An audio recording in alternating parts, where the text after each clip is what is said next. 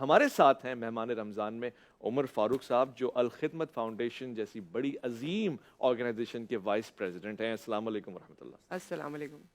بالکل خیریت؟ ٹھیک ٹھاک، اور جس طرح انہوں نے بات کر دی کہ نصف رمضان تقریباً ہو چکا ہے، تو او آئی سی اور پھر جس طرح سے آپ کافی سالوں سے 15ویں رمضان کو خاص طور پہ کسی دن کے ساتھ مخصوص کرتے ہیں، اس کے بارے میں ذرا بتا دیجیے۔ بسم اللہ الرحمن الرحیم۔ آپ کا بہت شکریہ، آپ لوگوں نے موقع دیا۔ 15 رمضان کو الخدمت فاؤنڈیشن نے شروع کیا کہ ہم آرفن ڈے منائیں گے، یتیم بچوں کا دن منائیں گے، اور او آئی سی نے بھی اس کی قرارداد منظور کی، اور پوری دنیا کے اندر مسلمان جو ہے 15 رمضان کو آرفن ڈے مناتے ہیں، یتیم بچوں کا دن مناتے ہیں۔ یتیم بچے ہمارے معاشرے کے اندر وہ ہیں کہ جن کی کوئی آواز نہیں ہے، مطلب وہ خود بھی کچھ بتا نہیں سکتے ہیں اور کوئی ان کے بارے میں سوچتا بھی اس طریقے سے نہیں ہے۔ تو الخدمت فاؤنڈیشن نے طے کیا جو یتیم بچے پورے پاکستان کے اندر موجود ہیں وہ ہماری ذمہ داری ہیں، اور ہمیں ان کو ٹیک اپ کرنا چاہیے اور ان کو آگے بڑھانا چاہیے۔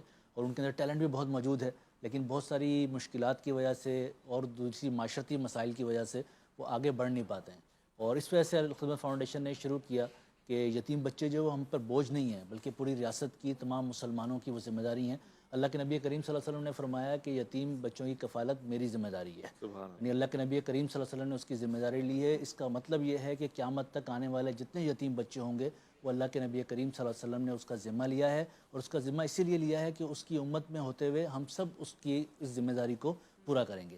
تو آج جو لوگ یتیم بچوں کی کفالت کرتے ہیں وہ اللہ کے نبی کریم صلی اللہ علیہ وسلم کی لی ہوئی ذمہ داری کو پورا کر کیا رہے ہوتے بات ہیں۔ ہے، وہ قرآن کی وہ آیت الم یجد کا یتیما فآویٰ، سبحان اللہ۔ اور پھر یہی حکم بھی دے رہا ہے کہ اگر تمہیں یتیم ملے، اور کئی مرتبہ ایک بار نہیں، کفالت کرنا، نگہداشت کرنا، پھر ان کی پرورش کرنا، اور پھر ان کے مال کے قریب نہ جانا، تو یہ بڑی ذمہ داری کا کام ہے۔ آئی ہوپ کہ آپ بہت ہی آسان طریقے سے انجام دے رہے ہیں، اور یہ آپ کا تسلسل کے ساتھ سلسلہ بن گیا ہے۔ بس ہم نے یہ سٹارٹ کیا 2011 کے اندر، اور ہم نے کوشش کی کہ جو یتیم بچے ہیں ان سب کو لیا جائے اور ان کی کفالت کی جائے۔ اس کے اندر ہم 2 پروگرام چلا رہے ہیں۔ ایک تو پروگرام وہ ہے کہ جو بچے یتیم ہیں جن کے والد موجود نہیں ہیں اور وہ اپنی والدہ کے ساتھ اپنے گھر پہ رہتے ہیں یا اپنی ماموں کے گھر پہ، خالہ کے گھر پہ، چچا کے گھر پہ رہتے ہیں، تو ہم ان کی کفالت کرتے ہیں۔ ان کے گھر کے اندر وہ ماہانہ 5500 کا ہمارا خرچہ آتا ہے، اس بچے کو ہم پہنچاتے ہیں۔ اس میں خاص طور پہ آرفن کا جو ہمارا پروگرام ہے وہ ایجوکیشن بیسڈ ہے، کہ جو بچہ پڑھتا ہوگا ہم اس کی تعلیم کے اخراجات پورے اٹھائیں گے۔ بھائی کھانے پینے کے تو باقی گھر والے بھی اٹھا لیتے ہیں، لیکن یتیم بچوں پہ سب سے کم اگر خرچ کیا جاتا ہے وہ تعلیم کے اوپر کیا جاتا ہے، ان کو کام پہ لگا دیا جاتا ہے، کوئی اور چیز کر لی جاتی ہے۔ تو ہم ان کی ایجوکیشن کے تمام اخراجات، ان کے کھانے پینے کے اخراجات، وہ ہم 5500 روپے پر مہینے کا ایک بچے کا خرچہ آتا ہے جو ہم اس سے تک پہنچاتے ہیں۔ اور اس کے لیے ہم نے یہ نظام بنایا ہوا ہے کہ کوئی جا کے اس کے گھر پہ پیسے دے نہیں رہا ہوتا ہے، بلکہ وہ اپنے پورے وقار کے ساتھ جو ہے وہ اے ٹی ایم سے جا کے انہیں پیسے نکلواتی ہے اس کی ماں یا چچا یا جو بھی ہے، اور اس کے اوپر وہ خرچ کرتے ہیں۔ اور ہمارے ہر جگہ پر ہم اس بات کا خیال رکھتے ہیں کہ وہ بچہ کس اسکول میں پڑھ رہا ہے اور اس کے تعلیم کے معاملات کس طریقے سے چل رہے ہیں۔ اور جو ڈونر ہمیں دیتا ہے، یعنی کہ کسی بچے کو اون کرتا ہے، ہم اس تک 3 مہینے بعد اس کی جو ہے وہ رپورٹ ہی بھیجتے ہیں کہ اس کے تعلیم کے اور اس کے گھر کے معاملات اس کے ساتھ شیئر کرتے ہیں، تاکہ اس کی ایک اٹیچمنٹ ہی بن جائے۔ اور ہم سب کو، یعنی اللہ کے نبی کریم صلی اللہ علیہ وسلم نے فرمایا ہے کہ سب سے بدترین گھر وہ ہے کہ جہاں پہ یتیم بچے کے لیے کچھ نہیں ہے۔ تو اس لیے ہماری پوری پاکستانی قوم کو کچھ نہ کچھ یتیم بچوں کے لیے اپنے رکھنا چاہیے۔ ایک خاندان ایک یتیم بچے کو، اگر اپنے بھی 4-5 بچے ہم پال ہی رہے ہوتے ہیں، اس کے ساتھ اگر ایک یتیم بچے کی کفالت اپنے ذمہ لے لے تو پورے پاکستان میں کوئی بچہ ایسا نہیں ہوگا جس کے پیچھے کوئی کھڑا نہ ہو، جس سے کوئی اور کفالت کرنا ہو۔ 5500 کی رقم ہے اس کے لیے۔ 5500 کی اس رقم ہے اس کے لیے کہ جو بچہ اپنے گھر کے اندر بھائی رہتا سبحان ہے۔ اللہ، وہ مائیں تھیں کہ جن کی آغوش میں اسلام پلا کرتا تھا، مسلمان اپنے کردار کے ساتھ تنوع اور تعمیر پاتا تھا۔ آج اگر وہ آغوش ہم سے چھین لی جائے تو پھر بچ کیا جاتا ہے؟ یہی تو پہلی درس گاہ ہے، یہی یونیورسٹی ہے، یہی تربیت ہے، اور یہی طبیعت کو سدھار دیتی ہے۔ آج انجینئر عمر فاروق صاحب تشریف فرمائیں۔ میں چاہتا ہوں کہ جہاں آپ یتیم اور اس کانسیپٹ کے حوالے سے کام کر رہے ہیں، وہاں آغوش کا ایک بہت بڑا نام ہے جس کو جٹلایا نہیں جا سکتا، بلکہ اس کی بارہا مثال میں دیا کرتا ہوں۔ آغوش کا سلسلہ آپ کس نہج پہ پہنچا ہے؟ اس وقت کیا تبدیلی آئی اور کس بہتری کے ساتھ جاری ہو ساری ہے؟ یہ ویسے بھائی، یہ ہمارا جو آرفن کیئر کا پروگرام ہے اس کے اندر 2 چیزیں ہیں۔ ایک تو وہ گھر پہ اندر جو ہم نے پہلے بات کی ہے، گھر پہ ہم اس کی یتیم کی کفالت کرتے ہیں۔ دوسرے یتیم بچے وہ ہیں کہ جن کا کوئی بھی نہیں ہے اور وہ نہ اپنی تعلیم کو بہتر طریقے سے چلا سکتے ہیں، اور ان کے اندر ٹیلنٹ موجود ہوتا ہے، اور ان کے جن کے گھر پہ وہ رہ رہے ہوتے ہیں وہ بھی بیچارے مشکل کے اندر ہوتے ہیں، ان کے بھی حالات ایسے نہیں ہوتے کہ ان کو وہ رکھ سکیں۔ تو ہم ان بچوں کو میرٹ کی بنیاد کے اوپر لے کر آتے ہیں اپنے آغوش ہومز کے اندر، اور آغوش ہومز جو ہے اس کو ہم نے بنایا ہے کہ وہاں پہ یتیم بچے آتے ہیں، ان کے اسکولنگ کا، ایجوکیشن کا ہم خیال رکھتے ہیں، ان کی تعلیم کا اور ان کی رہائش کا، میلز کا، ٹھیک ہے، یہ بورڈنگ اسکول ہے، اور اس کے اندر ہم ان کی تمام ضروریات کو پورا کرتے ہیں۔ اور عموماً ہمارے یہاں سمجھا جاتا ہے کہ جو یتیم بچوں کا جگہ ہوتی ہے وہ اس کی بری حالت ہوتی ہے، اور ہوتی بھی ہے اس طریقے سے، لیکن ہم نے آغوش کے اندر طے کیا ہے کہ جو پاکستان کے سب سے بہترین بورڈنگ اسکول کے اندر فیسلٹیز دی جاتی ہیں وہ ہم اپنے آغوش کے اندر وہاں پر دیں گے. ہمارے کراچی کے اندر آغوش ہمارا ایک آغوش ہوم چل رہا ہے, اس طریقے سے حالہ کے اندر چل رہا ہے, اس طریقے سے ٹنڈولیار میں راشد آباد کے اندر آغوش ہوم ہے وہاں پر چل رہا ہے. اس وقت ہم پورے پاکستان کے اندر تقریباً 250,000 بچے جو ہے وہ آغوش ہومس کے اندر موجود ہیں کہ جو وہیں پر رہتے ہیں. ان کی تعلیم کا, ان کے کھانے کا, ان کی باقی تعلیم و تربیت کا ہم وہاں پر انتظام کرتے ہیں. اللہ کے نبی کریم صلی اللہ علیہ وسلم, جیسے ابھی آپ نے بھی ذکر کیا کہ وہ یتیم تھے, اور اللہ تعالیٰ نے جس صورت کے اندر ان کا ذکر کیا ہے کہ اللہ کے نبی ہمیں تم نے اس وقت بھی اکیلا نہیں چھوڑا کہ جب تم یتیم تھے, اور ہم نے تمہیں ٹھکانہ فراہم کیا, ٹھیک ہے, تمہاری وجہ سے جو ہے وہ چیزیں آگے بڑھائیں. اس طریقے سے ہم نے بھی یہ کوشش کی ہے کہ یتیم بچوں کے ٹھکانہ ان کو فراہم کیا جائے, ان کا خیال رکھا جائے اور ان کی بہترین تعلیم و تربیت کی جائے. اس طریقے سے ہم نے آغوش ہوم اسی پیٹرن کے اوپر وہاں پر موجود ہے. وہاں پر یتیم بچے آتے ہیں اور ان کو ہم ان سب چیزوں کا وہاں پر فیسیلیٹیٹ کرتے ہیں. در یتیم آپ کو فرمایا گیا, کہا گیا, پکارا گیا, اور واقعی آپ وہ ہیرا ہیں, وہ موتی ہیں, اس کی کوئی نظیر نہیں. آپ نے بجا فرمایا یہی اصل کام ہے اور یہ کرنے والا کام ہے. ساتھ ساتھ یہ بھی دیکھا گیا کہ الخدمت نے سیلاب متاثرین کی جو خدمت کی ہے, این اس وقت جب سیلاب آیا, اور اس وقت میں خود انٹیریئر میں گیا, اور سکھر میں ہمارے بہت سارے اچھے دوست ہیں ہمارے ساتھ رہے, اب بھی آپ اس کو سنوارنے میں, سدھارنے میں کامیاب ہو پائیں جو سیلاب کے بعد کی حالات ہیں؟ اسے آپ کہہ لیں کہ پورے پاکستان کے اندر ہر 2-4 سال کے بعد کوئی ایسا ڈیزاسٹر ہمارے یہاں آ جاتا ہے کہ ہم شاید ہماری سب لوگوں کی چیزیں جو ہے وہ آگے بڑھ نہیں پاتی ہیں اس طریقے سے. اور ہم نے بہرحال اس بات کی کوشش کی کہ جب سیلاب آیا تھا تو اس کی لوگوں تک بات بھی پہنچے, ان کو بات بھی نہیں پہنچ پا رہی تھی کہ وہاں پر کیا مسائل اور مشکلات کے اندر ہے. اور الخدمت فاؤنڈیشن کے جو والنٹیئر ہیں وہ تمام جگہوں پر موجود ہیں, ہر یوسی کے اندر, ہر گاؤں کے اندر. اور جو ہمارے وہ والنٹیئر ہیں وہ بیچارے خود افیکٹڈ تھے اس سیلاب کی وجہ سے, لیکن ہم نے یہ کوشش کی, اور یہ پاکستانی قوم, پوری پاکستانی قوم نے مل کے کوشش کی. میں اس وقت بھی جب جن پروگرامات میں گیا ہوں میں نے کہا تھا کہ ہم نے ایسے بہت سارے ڈیزاسٹر دیکھ لیے ہیں, اور پاکستانی قوم مل کر جو ہے وہ ان سارے ڈیزاسٹر سے نکل آتی ہے. اللہ کا بہت شکر ہے کہ جتنا بڑا ڈیزاسٹر تھا اس کے طرح کی افیکٹ جو ہے وہ اس طریقے سے نہیں آیا, بلکہ ہم نے لوگوں کو, سب نے مل کر, یعنی اس میں سے الخدمت فاؤنڈیشن یہ اکیلے نہیں کر سکتی تھی, جتنی این جی اوز تھیں وہ بھی لوگوں نے انڈیویجولی بھی لوگوں نے اپنے پیسے بھی دیے ہیں, خود جا کر بھی لوگوں کی وہاں پر امداد کی ہے. الخدمت فاؤنڈیشن نے پہلا کام یہ کیا کہ ریسکیو کیا لوگوں کو وہاں سے نکالا جو سیلاب کے اندر پھنسے ہوئے لوگ تھے. یعنی سوات سے لے کے کے پی کے سے لے کے سندھ تک جتنے بھی لوگ اس سیلاب کے اندر پھنسے ہوئے تھے, جو ریلے آ رہے تھے ان کے اندر لوگ بہ رہے تھے, ان کو بھی نکالنے کا کام کیا. اور پھر جہاں پر پانی آ کے کھڑا ہو گیا بڑا تھا, حسن کیا, اور 5-6 مہینے جو پانی کھڑا رہا ہے وہاں پر, ان لوگوں کو بھی جو ہے وہاں سے نکالا. بہت اچھا ان کی کیا, چیزیں میں کی. اس کا تو چشمدید گواہ بھی ہوں. جی ہاں, سب سے پہلا کام ریسکیو کا تھا کہ ان کو ریسکیو کیا جائے. دوسرا کام ریلیف کا تھا جو ان کی فوری ضروریات تھیں, پانی موجود نہیں تھا. میں سکھر میں خود بھی تھا, اور سکھر کی ٹیم جو میں آپ سے عرض کر رہا تھا کہ خود جا کے کچے کے علاقے میں جہاں پہ ڈاکو وغیرہ مشہور ہوتے وہاں بھی گئے تھے. آپ کا زمانہ طالب علمی کیسے گزرا ہے, اور کیا آپ سمجھتے ہیں کہ ہمیں اپنے تعلیمی اداروں کی بھی خدمت کرنی چاہیے تاکہ ایک اچھا رزلٹ آؤٹ پٹ آ سکے؟ تو یہ تعلیم کا جو مسئلہ ہے یہ ویسے ہمارے پورے معاشرے کے اندر اس کی توجہ دی نہیں جاتی ہے, اور اگر ہمیں تعلیم پہ توجہ دی بھی جاتی ہے نا تو ہمارے ہاں سمجھا جاتا ہے کہ شاید کتابیں پڑھنے سے سارے مسئلے حل ہو جاتے ہیں. حالانکہ تعلیم کے اندر جو کتابیں پڑھنے کا معاملہ ہے وہ تو شاید 5% جو گروتھ میں ان کا کنٹریبیوشن ہوتا ہے.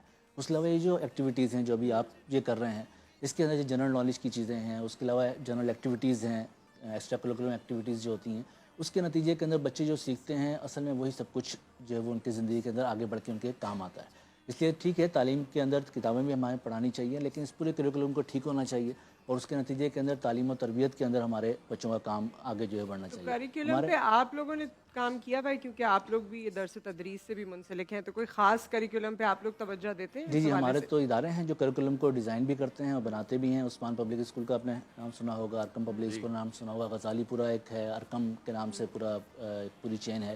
تو الحمدللہ ہم کوشش تو کر رہے ہیں کہ تعلیم, اور اصل میں ہمارے ہاں تعلیم کی اسی سب سے زیادہ کمی ہے کہ لوگ اس طرح توجہ نہیں دے پاتے ہیں, خاص طور پہ جن کو کھانے کے ہی بہت مسئلے پڑے ہوں, آٹے کے ہی مسئلے پڑے ہوں, تو وہ بیچارے تعلیم کے اوپر کیسے سوچ سکتے ہیں.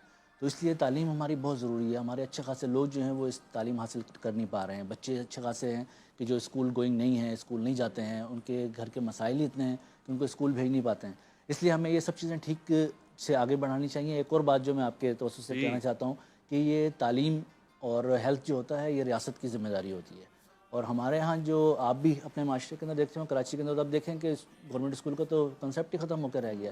حالانکہ پہلے گورنمنٹ اسکول ہوا کرتے تھے اور لوگ کوشش کیا کرتے تھے کہ وہاں پہ بچوں کا ایڈمیشن ہو جائے, بڑے لوگ وہیں سے پڑھ کے آگے نکلیں, اور وہ اسکول بھی اس طرح کے ہوا کرتے تھے کہ لوگ بہت ساری اور چیزیں اس سے سیکھا کرتے تھے. اب تو ہم نے بس دڑبے بنا دیے ہیں اور اس کے اندر ہم چاہتے ہیں کہ بس جو تعلیم کی کتاب کے اندر لکھی ہوئی ہے اس کے دماغ کے اندر ڈال دی جائے اور وہ باقی ایکٹیویٹیز جو نہ کر سکیں. آج بھی پاکستان پارلیمنٹ میں کے- ایسے لوگ ہاں۔ بیٹھے ہوئے ہیں جو بڑا بانگ دہل کہتے ہیں کہ ہم وہ ٹاٹ والے اسکول کے اسکول پڑھ رہے ہیں. اچھا آپ نے دیکھا کانسٹیٹیوشن کے معاملے میں آج کل ویسی نیوز میں کانسٹیٹیوشن کو لے کر جی کانسٹیٹیوشن ہرٹ نہیں ہو پاکستان کی کانسٹیٹیوشن، تو پاکستان کی کانسٹیٹیوشن میں تو یہ سبجیکٹ ہے تعلیم کا اور صحت کا، اس پہ کوئی بات نہیں کرتا، مطلب وہ اس سے ہرٹ نہیں ہوتے. ہاں وائلیشن جو ویسے ہو رہی ہے، مطلب کہ آپ کے دستور 73 کے اندر لکھا ہوا ہے کہ آپ 86 تک جو ہے وہ اپنا پورا کریکولم جو ہے اردو کے اندر شفٹ کر دیں گے، لیکن ہم ابھی تک نہیں کر سکے. 30-40 سال ہم آئین کی خلاف ورزی کر رہے ہیں نا. جب ہم نے اردو کے اندر نہیں شفٹ کیا اپنے کریکولم کو، ٹھیک ہے نا، تمام تعلیم کو، تو اس کا مطلب کہ ہم نے آئین کی خلاف ورزی کی ہے کہ جو 73 کے آئین کے اندر لکھا ہوا ہے کہ 86 کا ٹائم دیا تھا انہوں نے کہ آپ 1986 تک جو ہے اس کو کنورٹ کر دیں گے، وہ ہم نہیں کر سکے ابھی تک. اس لیے ہمارے بچوں کا ایک بہت بڑا جو صلاحیت ہے وہ پہلے انگلش سمجھنے میں لگتی ہے، اس کے بعد پھر وہ سبجیکٹ کو سمجھتے ہیں. اگر وہ اردو کے اندر ہو تو ان کی 100% جو ہے وہ صلاحیت جو ہے وہ سبجیکٹ کو سمجھنے میں لگے گی، ایسے ہی تو وہ کہاں پر آگے جو ہے وہ پہنچ پائیں گے. اس لیے جن لوگوں نے بھی ترقی کی ہے انہوں نے اردو زبان کے اندر کی ہے. کہ اب تو انجینئر صاحب آپ کو شاید افسوس ہی ہو یہ سن کے کہ اب تو اردو بولنے پہ بچے کے منہ پہ کالک ملتی جاتی ہے اور اس کو شرمندگی کا سامنا کرنا پڑتا ہے. اس وقت پاکستان میں سب سے زیادہ بولی جانے والی زبان ظاہر پنجابی ہے، مگر اردو جس کو قومی زبان کا تاج حاصل ہے، ہمیں بولتے ہوئے شرم آتی ہے. اردو میسج میں بھی ہم نہیں لکھتے، ہم رومن لکھتے ہیں، تو ہم اپنی زبان کے نہیں ہوئے تو ہم کس کے ہوں گے؟ صحیح بات ہے. نہیں وہ تو ہماری تربیت ہی ایسی ہوئی نا، کیونکہ کچھ اسکول اب دیکھیے ہمارے یہاں تعلیمی معیار بھی ڈفرینٹ ہے. جب ہم بچے کو شروع سے کیمبرج سسٹم میں ڈالتے ہیں کیونکہ ہمیں لگتا ہے کہ وہ بہتر ہے، تو پھر بچے اردو سے دور ہو جاتے ہیں. یہ تو بڑا ڈیبیٹیبل ظاہر ہے یہ جب ٹاپک اس کو پرائیویٹائز اور کریں گے، جب ماں باپ ہی خود یہ گھر میں اب تو انگریزی میں بات کرنے لگے ہیں، میاں بیوی آپس میں انگریزی میں بات کرتے ہیں، بچے سے انگریزی میں بات ماں کرتے ہیں. باپ اب تو موم ڈیڈ ہے نا وہ. ہاں اور وہ بچوں سے انگریزی میں، مطلب میں تو سوچتی ہوں لطف ہی نہیں آتا اپنی زبان میں جب تک کوئی آڑے ٹیڑھے لفظ نہ بول دو بچوں کو. پروفیسر عنایت علی خان صاحب ہوا کرتے تھے، اللہ تعالیٰ ان کی مغفرت کرے، اور انہوں نے اردو پہ بہت کام کیا ہے. اور وہ جہاں بیٹھتے تھے اور اردو کی بہت ساری چیزیں ہماری وہ ٹھیک کروایا کرتے تھے کہ یہ والی چیز اردو، تو وہ پرانے لوگ بھی اس طرح ختم ہو گئے کہ اس طریقے سے اردو ہمارے پاس ہوتی. اردو کو صرف ہم یہ نہیں سمجھیں کہ صرف تعلیم کی زبان ہے، یہ زبان بھی ایسی ہے کہ جو ایک دوسرے سے رابطے کی بھی زبان ہے. مطلب پاکستان کے اندر اگر رابطے کی کوئی زبان ہے تو وہ اردو ہے، اور صرف پاکستان کے اندر نہیں بلکہ آپ کے سب کانٹیننٹ کے اندر بھی اردو کو بہت سمجھا بھی جاتا ہے اور لوگ اس کے ساتھ رابطے کے ایک ذریعہ بھی آپ کا بن جاتا ہے. اس لیے ہمارے ہاں 70 سالوں کے اندر ہم اردو کو ہی اپنے جو ہماری قومی زبان تھی اس کو ٹھیک نہیں کر سکے. باقی مسائل خیر اپنی جگہ پر. الخدمت فاؤنڈیشن نے بہرحال کوشش کی ہے کہ جو بھی تعلیم ہے بچوں کی وہ ان کی پوری ہونی چاہیے اور یتیم بچے بھی اس سے تعلیم حاصل کریں. اور جو تھر پار کر کے ایسے بچے ہیں کہ جو اسکول نہیں پہنچ سکتے ہیں، ہم نے ان کے گاؤں کے اندر جا کر کے جہاں پر نہ کوئی استاد جاتا ہے اور نہ وہ خود کبھی شہر کے اندر آئے ہیں، ہم نے وہاں پہ چونرا اسکول بنائے ہیں کہ وہاں پہ بچے جو ہے اپنی تعلیم کو آگے بڑھا سکیں. ہمارے ساتھ عمر فاروق صاحب موجود ہیں الخدمت فاؤنڈیشن سے، اور ظاہر ہے الخدمت فاؤنڈیشن بے تحاشا کام کر رہی ہے اور آنکھوں دیکھی بات ہے. سیلاب کے زمانے میں بھی ہم نے بہت دیکھا اور بہت سراہا بھی جاتا تھا. آپ لوگوں کو صرف آن اسکرین نہیں، آف اسکرین بھی آپ کے حوالے سے بات ہوتی تھی. اور آج جو آپ کے میجر پوائنٹس ہیں میں چاہتی ہوں کہ اس کو اور زیادہ ہم لوگوں تک پہنچائیں. ایک تو ہیلتھ کے سیکٹر میں جس طرح کام ہو رہا ہے، کمیونٹی سروسز پہ جو آپ لوگ توجہ دے رہے ہیں، اس میں کون کون سی ایسی چیزیں ہیں جو آپ لوگوں کو بتانا چاہتے ہیں اور لوگ اپنا حصہ کیسے ڈال سکتے ہیں؟ بالکل. اچھا، ایک تو یہ آپ نے جو ذکر کیا نا، ایک تو ہمارے مستقل جو ڈیزاسٹر آتا ہے اس کے اندر ہم کام کرتے ہیں. سیلاب آ گیا ہے تو اس کی بھی بہت بڑی ایکٹیویٹی تھی جو سیلاب کے اندر چلی. اس سے پہلے کرونا تھا تو کرونا کی ایک بہت بڑی ایکٹیویٹی تھی جو اس کے اندر چلتی رہی. اس کے علاوہ یہ روٹین کی ہماری چیزیں، خاص طور پہ ہمارے ملک کے اندر تھر پارکر ایسا جگہ ہے کہ جہاں پہ بہت سارے مسائل ہیں. تو وہاں پر جیسے ابھی ہم نے ذکر کیا کہ وہاں پہ تعلیم کا بہت بڑا مسئلہ ہے، تو وہاں پہ جو چھوٹے چھوٹے گاؤں ہیں وہاں پہ پہلے ہم نے پانی کا جو ہے وہ پورا انتظام کیا ان کا کہ پانی وہاں تک پہنچایا. تقریباً 1800 کنویں ہمارے وہاں پر موجود ہیں تھر پارکر کے اندر. اور اس طریقے سے ہم نے چونرا اسکول جو ایک جھونپڑی کے اندر ہوتا ہے اور وہاں پہ ہم بچوں کو تعلیم دیتے ہیں، پرائمری کی تعلیم دیتے ہیں تاکہ بچے کچھ بہتر اپنی تعلیم کو آگے بڑھا سکیں. اور جو اچھے بچے آگے اور بڑھ سکتے ہیں تو پھر ہم ان کو مٹھی شہر کے اندر لے کر آتے ہیں اور وہاں پہ ان کی تعلیم کا انتظام کرتے ہیں. اس طریقے سے تھر پارکر کے اندر ہی ہم نے ایک بہت بڑا نعمت اللہ خان میڈیکل کمپلیکس جو ہے بنایا ہے کہ جہاں پر ہم ماں کی اور بچے کی جو ہے وہ دیکھ بھال کرتے ہیں اور وہ بالکل فری ہے. وہاں پر کوئی کیش کاؤنٹر نہیں ہے اور وہاں پہ جتنے بھی لوگ آتے ہیں تقریباً ایک سال کے اندر 70,000 لوگ وہاں پہ اس کو وزٹ کرتے ہیں، ان کا علاج ہوتا ہے اور وہ بالکل فری ہم وہاں پر علاج کرتے ہیں. بہت وہاں کا یہ پن پوائنٹ ہے، مطلب بہت امپورٹنٹ ہے. وہاں پہ ایک بہت بڑا مسئلہ ہے نیوٹریشن کا، نہ ماں کی پوری ہوتی ہے نہ بچے کی پوری ہوتی ہے. بہت سی اموات ہوتی ہیں. جی وہ اموات ہر سال ہوتی ہیں. تو اس لیے ہم نے وہاں پہ کوشش کی اور یہ بہت بڑا وہاں پر ہاسپٹل جو ہے وہ وہاں کے لوگوں کے لیے ہم نے بنایا ہے اور وہاں پہ لوگ جو ہے وہ آتے ہیں. اس طرح ہیلتھ کا ہم یہ کام پورا کرتے ہیں. ایک اور ہمارا شعبہ ہے مواخات کا، جس کے اندر ہم لوگوں کو کاروبار کے لیے غیر سودی قرضہ دیتے ہیں. غیر سودی قرضہ جی غیر سودی قرضہ دیتے ہیں ہے۔ اور وہ اس سے اپنا کاروبار کرتے ہیں اور اس کے بعد اپنے پاؤں پہ کھڑے ہو کی جاتے ہیں. لمٹ کیا ہوتی ہے تقریباً؟ تقریباً 50,000 تک کا چھوٹا قرضہ ہے اچھا۔ اور وہ ہم خواتین کو مردوں کو اپنا کاروبار شروع کرنے کے لیے دیتے ہیں. اور یہ پوری دنیا کے اندر پاکستان واحد ایک مثال ہے کہ جہاں پہ غیر سودی قرضہ دیا جاتا ہے. آپ کو شاید یاد ہوگا کہ کچھ عرصے پہلے بنگلہ دیش کے ڈاکٹر صاحب کو بھی جو ہے وہ اس پہ ایک ایوارڈ ملا تھا اور انہوں نے بھی غیر سودی قرضہ نہیں تھا ان کا، لیکن وہ بھی سودی قرضہ دیا کرتے تھے اور ان کو جو ہے وہ ایوارڈ دیا گیا تھا اس کے اوپر. تو پاکستان دنیا کے اندر واحد مثال ہے کہ جہاں پر غیر سودی قرضہ دیا جاتا ہے. اور میں آپ کو اور حیران کن بات بتاؤں کہ اس پاکستان میں جو ہمارا یہ پروگرام چل رہا ہے اس میں 98% لوگ جو ہے وہ قرضہ واپس کرتے ہیں. نہیں تو عموماً ہمارے معاشرے کے اندر آپ قرضہ دیتے ہیں، سود پہ دیتے ہیں، لوگ واپس نہیں کر پاتے ہیں. ہم یہ غیر سودی قرضہ دے رہے ہیں اور ہمارے جو لوگ جو بالکل غریب ہیں وہ اس سے قرضہ لیتے ہیں، اپنا کاروبار شروع کرتے ہیں. اس میں خاص طور پہ خواتین شامل ہیں کہ اپنا گھر بار چلانے کے لیے، اپنے بچوں کو پالنے کے لیے ان پیسوں سے کوئی سلائی مشین لے کے یا کوئی اپنا چھوٹا موٹا گھر پہ کاروبار شروع کرتی ہیں اور وہ اپنا پورا قرضہ واپس بھی کرتی ہیں. 1 سال کے اندر وہ قرضہ واپس کرنا ہوتا ہے. اور ہماری ایک بہت بڑی تعداد ایسے لوگوں کی ہے. اور 1 سال میں اگر کوئی نہ کر سکے، کیونکہ ہر کسی کی سکسیس سٹوری نہیں ہو پاتی. جی ایسی بھی ہوتی ہے، لیکن آپ اس کو ہم ٹائم دینا کوئی مسئلہ نہیں ہے. سال کے بعد بھی اس پہ کوئی سود لگنا شروع نہیں ہو جاتا، بلکہ اس کا ہم ٹائم بڑھا دیتے ہیں اور اس کے بعد جو ہے وہ پیسے واپس کر دیتا ہے. اور بہت سارے لوگ ایسے ہیں کہ جنہوں نے قرضہ بھی واپس کیا اور اس کا پھر وہ ہمارے ڈونر ہی بن گئے کہ وہ اپنے ان پیسوں کے اندر سے ہر مہینے جو ہے وہ 100 روپے بچاتے ہیں اور وہ 100 روپے ان کا بہت بڑا ہوتا ہے. حالانکہ وہ ویسے اتنی بڑی رقم نہیں ہے، لیکن ان کے لیے یہ بچا کے اور ڈونیٹ کرنا، اس لیے ہماری پوری پاکستانی قوم کو دینے والا جو ہے وہ بننا ہے، مانگنے والا نہیں بننا ہے. یہ ہمارے معاشرے کے اندر خرابی بڑھتی چلی جا رہی ہے کہ لوگ مانگنا ہر چوک چوراہے کے اوپر لوگوں نے شروع کر دیا ہے. اس لیے اب لوگوں کے ان مسائل کو حل کریں، ان کو اچھے کاروبار دیں، ان کو غیر سودی قرض دیں تاکہ وہ سود کی لعنت سے نکل سکیں. اللہ تعالیٰ اس میں برکت بھی اتنی ڈالتا ہے کہ اپنے پاؤں پہ کھڑے ہو جاتے ہیں. اور اس میں سب سے اہم بات یہ ہے کہ وہ بیچارے غریب ہوتے ہیں لیکن اس کے باوجود 98% لوگ جو ہے وہ سود کا جو ہمارا قرض لیتے ہیں وہ واپس کرتے ہیں اس کے اندر. کوئی ایسا میسج، کوئی ایسی بات جو آپ جاتے جاتے تمام لوگوں کو کہنا چاہیں؟ کہاں جا رہے ہیں؟ بس ہم کیونکہ یہ سیگمنٹ ختم کر رہے ہیں، اللہ آج آپ کی زندگی دے. نیند جو پوری نہیں ہو رہی نا، ہم سب کی بات کی تھی میں نے. آمین آمین. بس یہ ہمارا جتنا بھی خدمت کا کام ہے یا باقی لوگ بھی جو ایک دوسرے کی مدد کے لیے چیزیں کرتے ہیں، اللہ کے نبی کریم صلی اللہ علیہ وسلم نے ہمیں یہ تعلیم دی ہے اور انہی کے دی ہوئی تعلیم کی وجہ سے ہم یہ سارے کام جو ہے وہ کر رہے ہوتے ہیں. اور یہ اسی کے نتیجے کے اندر ہم اپنے لوگوں کی امداد بھی کرتے ہیں. اور فن کا جو پروگرام ہے اس کو بھی چلاتے ہیں، ڈیزاسٹر آ جاتا ہے اس کو بھی چلاتے ہیں. میں نے پوری دنیا کے اندر دیکھا ہے کہ جہاں پر بھی ڈیزاسٹر آ جاتا ہے تو لوگ اس سے بھاگنا شروع ہو جاتے ہیں اور ہمارے یہاں آتا ہے تو لوگ ان کی مدد کرنے کے لیے آگے بڑھنا شروع ہو جاتے ہیں. اس لیے ہمیں یہ اس بات کو اور بڑھانا بھی چاہیے. پاکستانی قوم کے اندر بہت ساری مسائل بھی ہوں گے، مشکلات بھی ہوں گی، کمیاں اور کوتاہیاں بھی ہوں گی، لیکن اس چیز کے اندر ہر موقع کے اوپر پاکستانی قوم نے آگے بڑھ کر آگے چیز کی ہے. ہم نے اس جو سیلاب آیا تھا اس کے اندر دیکھا کہ جو بہت امیر لوگ تھے اللہ تعالیٰ نے ان کو بھی بہت دیا ہے اور انہوں نے بھی بہت خرچ کیا ہے اللہ کی راہ کے اندر. لیکن جو بیچارے غریب لوگ تھے جو روزانہ کمانے والے تھے اور روزانہ خرچ کرنے والے تھے، انہوں نے بھی اللہ کی راہ کے اندر بہت خرچ کیا اپنے سیلاب زدگان بھائیوں کے لیے.